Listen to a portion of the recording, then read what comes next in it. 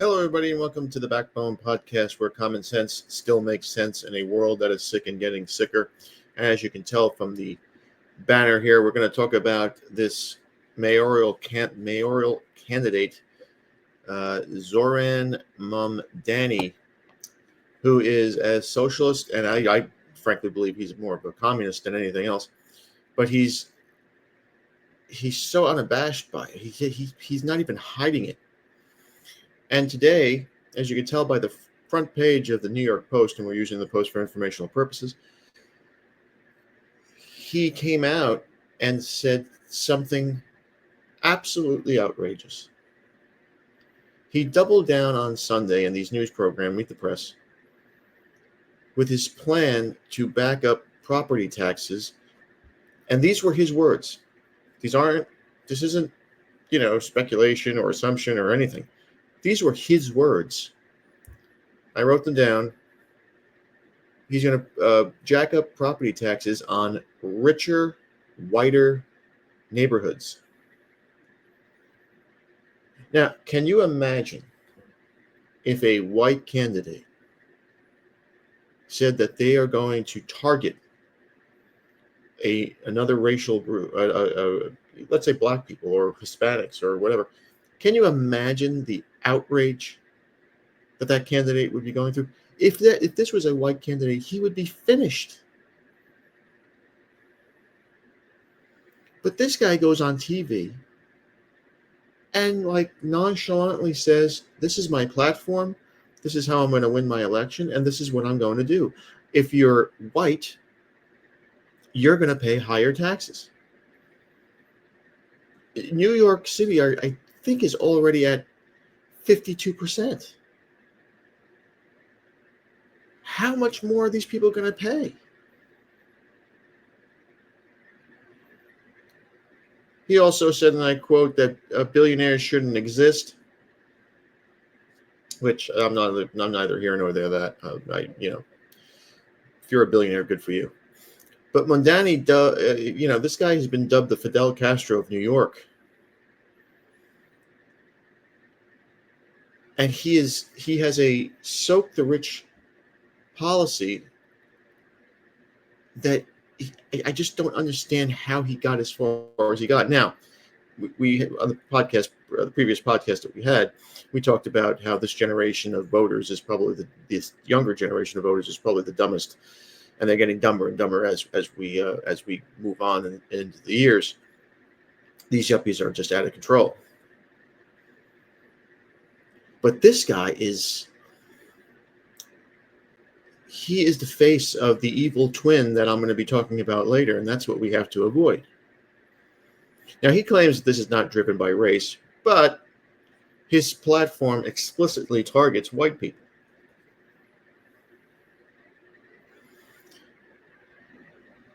Mamdani said on Meet the Press that is just a description of what we see right now. It's not driven by race. It's more of an assessment of what neighborhoods are being undertaxed versus overtaxed, Mamdani said on Meet the Press this morning.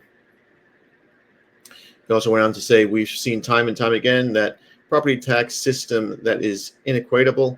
It's one that actually Eric Adams ran on, saying that he would change in the first 100 days. Eric, I wouldn't revolve my campaign around anything Eric Adams has done. I try to do a complete 180 about what he's done. Now, this guy is dangerously close to being mayor of New York. Now New York is a cesspool right now. I saw pictures of what Coney Island looks like. I thought I was looking at pictures of Bangladesh. It is getting worse and worse and worse.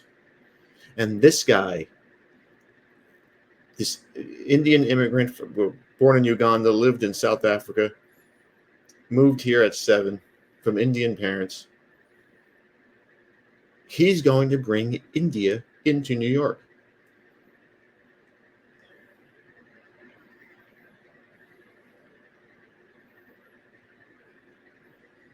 When he was approached and asked about the concerns of invoking race into his platform, or invoking the attack on white people. He said, and I quote, "Just naming things as they are." Wow. Homie's got some balls on him. But again, white people will vote for this.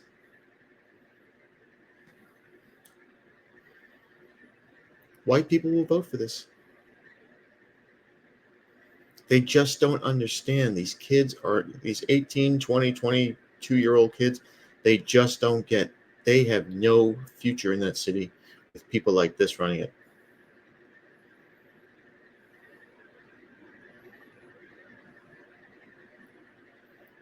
And he doesn't understand, this Mamdani guy. He doesn't understand that you can't offer free stuff like free public transportation and free housing and free this and free that.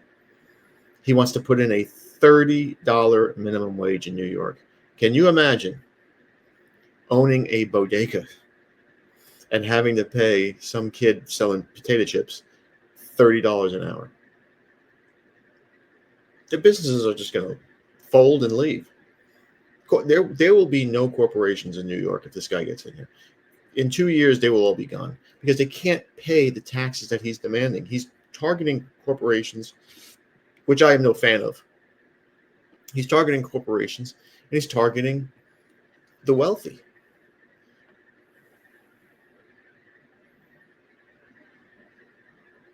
And he is dangerously close to being the new face of New York City.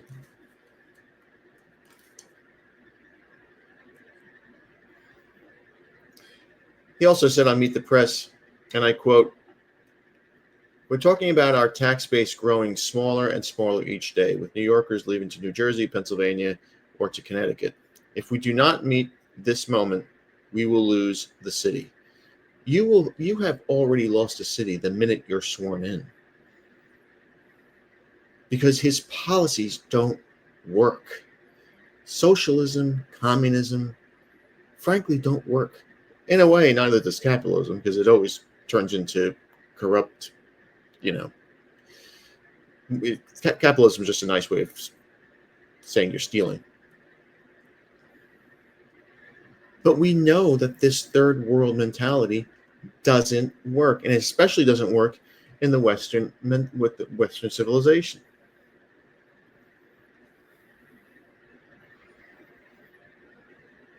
Now, he's acknowledged that he doesn't have the power to raise taxes to the level that he would like to, without the state government's approval. He pointed out the ability to take, considerable measures to try to get this done.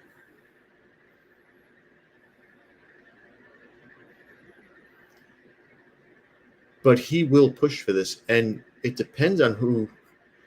I don't even know who the governor of New York is. Oh, that Hochul broad.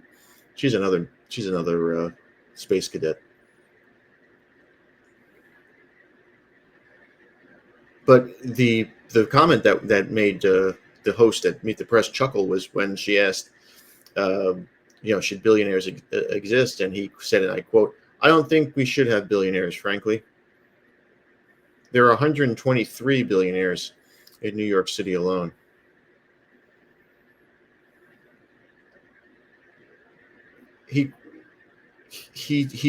Listen, he's very young. He's 33 years old. But he's trying to bring his cultural mentality, which is not. I'm trying not to use race here, which is not Western, and he's trying to force us to, well, people in New York, to swallow this pill, this third world pill.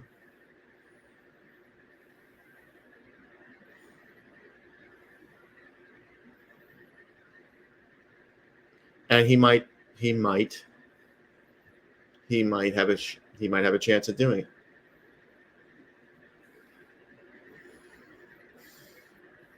Because in November, he will have a platform, and it will only grow. And listen, it doesn't matter. He could say whatever he wants.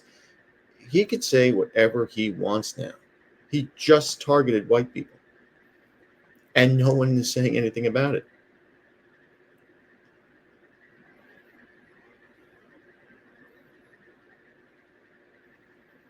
And if he becomes the mayor of New York City will turn into Detroit. It's going to be Vietnam without the Vietnamese, well, at least in the 1970s during the war.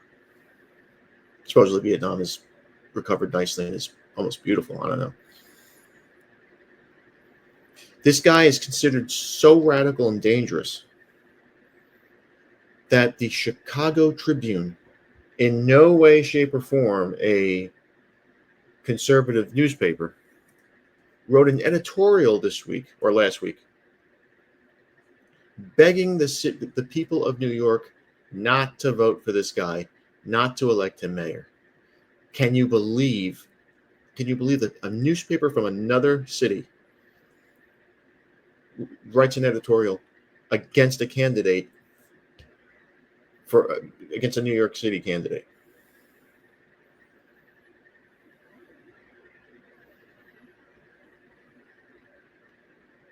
It is just incredible. Now, during the interview, he once again refused to condemn the phrase globalized intifada, which is another big thing that he said. Many people believe it's a rallying cry to kill Jews. Problem is that he got the Jewish vote. The Jews in New York voted for him. He was asked 3 times on this show why he won't condemn it. He said, and I quote, "That's not language that I use. The language that I use and the language that I will continue to use to leave the city is that which speaks clearly to my intent, which is an intent grounded in belief in universal human rights." That is a word salad. This guy almost sounds like Kamala Harris, and I think she was Indian too. I thought Indians were supposed to be really smart. If you look at India, you would say you would think differently.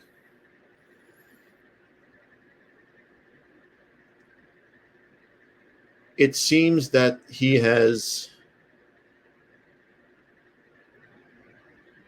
absolutely no qualms about what he is and what he supports and what his mentality is.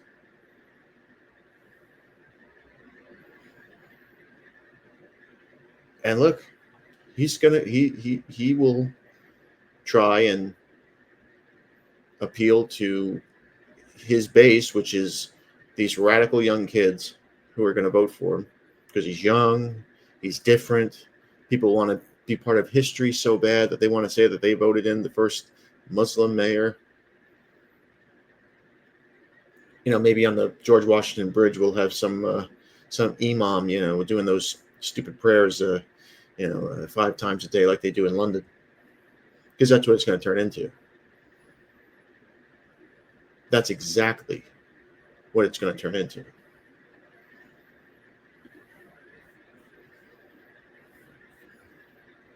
So I just thought that was an interesting thing to talk about today on this Sunday night.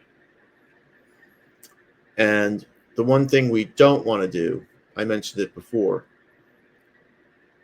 is turn into the evil twin. There was a Greek philosopher. He was very astute in politics. His name was Polybius. And 100 years before the birth of Julius Caesar, he predicted the fall of the Roman Republic. He believed that no matter how noble or how great a government is, eventually it begins to decay and it will then fall and turn into something else. His theory was called, and my Greek isn't very good, anacyclosis. And anacyclosis basically means the cycle of constitutions. Right? So what happens is we have a country. Most countries fall into what we would call the rule of one, right? So you have a new country. The ruler is usually a king. Right? Most countries at birth start out as kingdoms. And you may have a few great kings who are honest and kind to to his people, and he looks out for him. He tries to put in fair laws and fair way of doing things. But eventually, those those kings do become corrupt, power hungry, megalomaniacs, narcissists, sociopaths, all that good stuff, and the kingdoms begin to decay because of the corruption and the evil that happen that the kings become. Now now they're no longer kings anymore. Once the decay is complete, those kings turn into tyrants, and those tyrants now abuse their people. So what happens? It usually takes a couple of generations, but the people rise up, and over time they will overthrow the monarchy. And what replaces the rule of one is the rule of a few. And these are aristocrats that are bright, smart people, like the founding fathers of the United States, right? You got your Thomas Jefferson, you got your John Adams, you got your Ben Franklin, you got all these guys. And they'll write up constitutions and laws, and they'll begin a new era for their country. However, unfortunately, over time, those aristocrats, they become corrupt. And that's when the evil twin happens. Right? Because when you have a good government, it begins to decay, it turns into its devilish twin. And for aristocracy, it would be oligarchy. And we all know what oligarchy is, right? The elites enriching themselves, and giving the lower class people the shaft, which is pretty much what's happening today. What happens then? Well, you usually have, a couple of generations go by, maybe 50, 60 years go by of this nonsense. And then there becomes a revolution. And the revolution usually leads to the rule of the many. And the rule of the many, in other words, is democracy. The evil twin of democracy, of course, is mob rule. Plato hated democracy. Plato thought that democracy was very susceptible and prone to instability and could easily descend into tyranny. And mob rule is so dangerous, especially in a big, wide country like this one, because it could fragment everything. We might have 15 different, American zones that people are living in. That's how big this country is.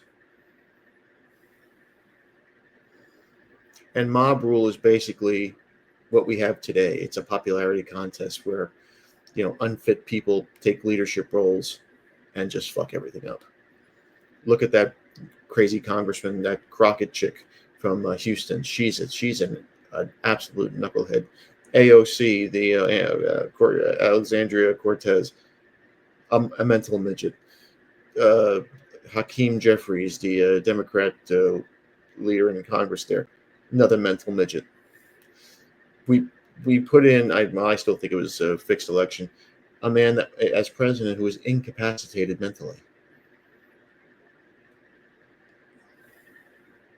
We see these politicians today who are absolutely unfit to serve as dog catcher. Forget about a senator or a congressman or vice president or whoever. These people are morons.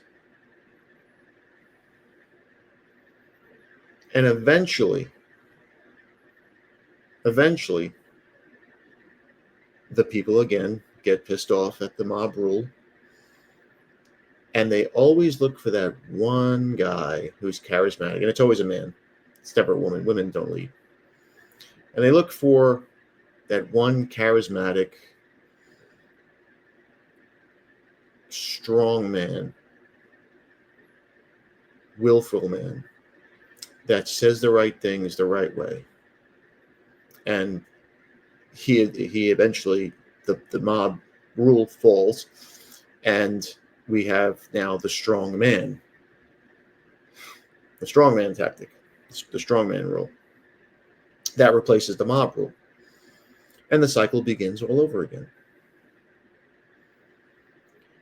I believe that with these big cities now having all of these Democrat, socialist, communists leading them, it will infect, not affect, infect, as an infection, this country for as long as it survives as a republic. Because you cannot have 100 million people who live in these big cities voting in these communists, these socialists, who have a totally different idea of who hate Western civilization, who hate America, who hate white people, who hate the fact that there are some successful people in the world. They hate this. And they want to nationalize everything. So you will never have the fruits that we enjoy today. It will be over. Because they don't want that. They want it for themselves, right? They want the money, the power, the prestige. They just don't want you to have it, right? Because they're smarter than you are, they think. And they say, hey, listen, we'll take all the money, all the power, all the good stuff, and you just trust us. And we'll feed you, we'll keep you in a house, we'll give you free transportation, you'll have a little job, and you'll make $30 an hour selling Doritos in a bodega, and you'll be fine. And a lot of people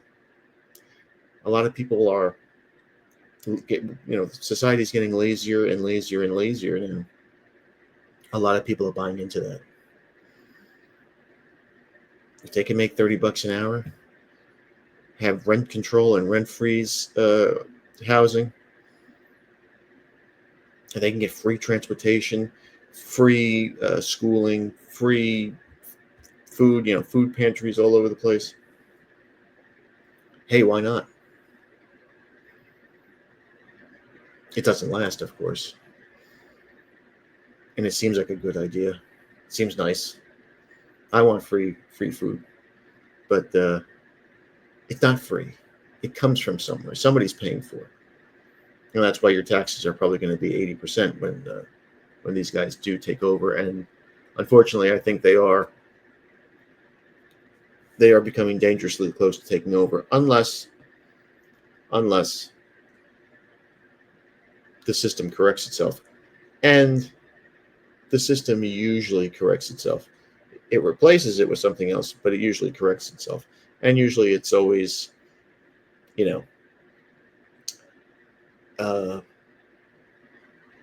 a movement that starts, hopefully, with white men. But white men are just too lazy now. I think white men have given up. I was going to talk about maybe tomorrow. We'll talk about Bill Maher's assessment on fathers and how fathers are treated in this country. And I'm not a big Bill Maher guy, but he was totally right. Fathers are the most underappreciated people in the world, especially white fathers.